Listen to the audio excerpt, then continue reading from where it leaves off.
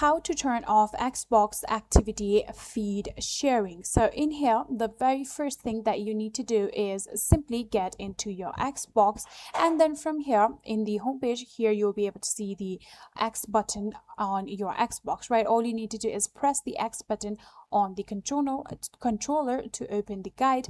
Then from there, you can simply go to the profile and system. Simply navigate to your profile and system and then select settings. So after getting through your settings, now what we're going to do is simply open our account settings. Simply click on account, and then from there you'll be able to see your account settings, right? Then you would need to get to the privacy, and then from there you need to get to the privacy and online safety.